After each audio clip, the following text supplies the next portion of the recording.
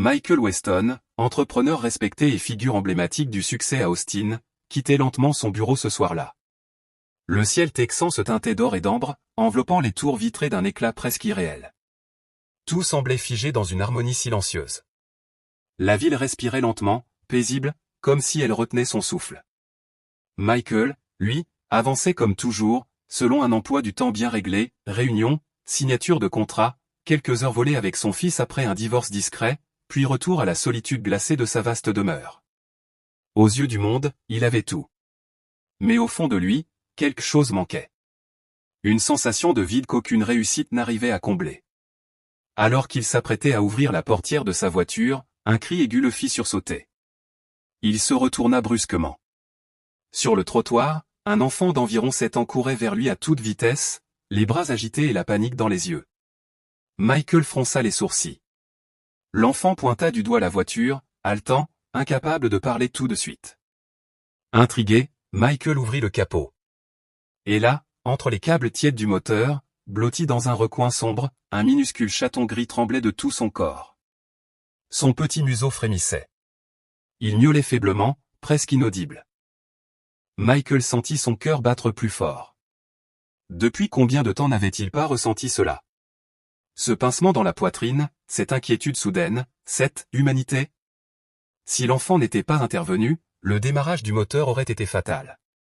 D'un geste doux, presque paternel, Michael attrapa délicatement le chaton. L'animal, craintif mais vivant, s'accrocha à sa chemise. Il leva les yeux vers le petit garçon. Celui-ci ne disait rien, mais ses yeux parlaient, ils étaient remplis de sérieux, de maturité, presque d'amour. Michael pensa un instant conduire le chaton à un refuge, comme l'aurait fait tout homme raisonnable et occupé.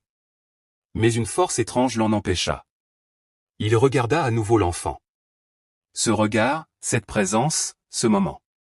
Il comprit que parfois, les plus grandes décisions de la vie ne se prennent ni dans des tours en verre ni autour d'une table en acajou, mais dans les rues silencieuses, au hasard d'une rencontre inattendue. Le chaton resta. Il s'installa dans la maison de Michael comme s'il y avait toujours appartenu. Il n'avait pas de nom.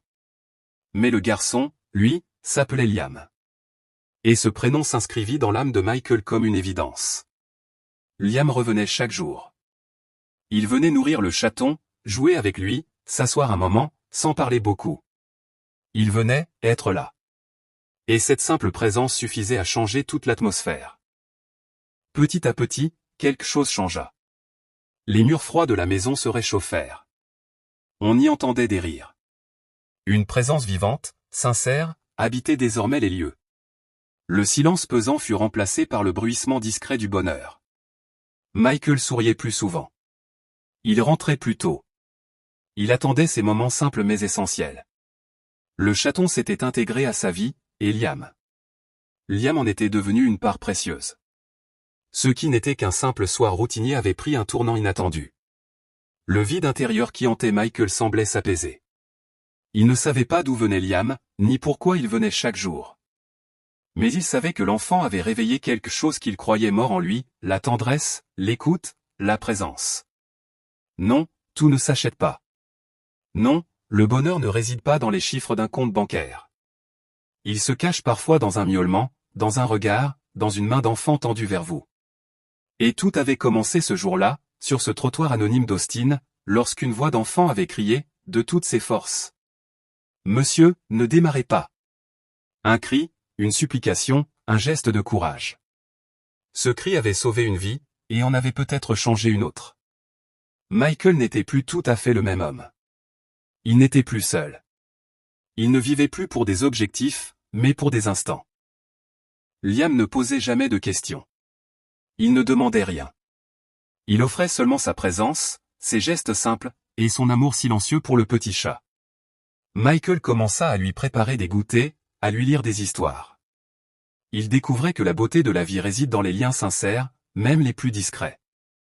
Liam était devenu un phare dans ses journées. Aujourd'hui, Michael n'est plus seulement un entrepreneur. Il est devenu un homme complet, réconcilié avec lui-même. Le chaton joue dans le salon. Liam, comme chaque jour, vient frapper à la porte. Et à chaque fois, en voyant cet enfant, Michael se souvient. Le destin ne frappe pas toujours à votre bureau. Parfois, il court vers vous, crie, et vous sauve, sans que vous le sachiez.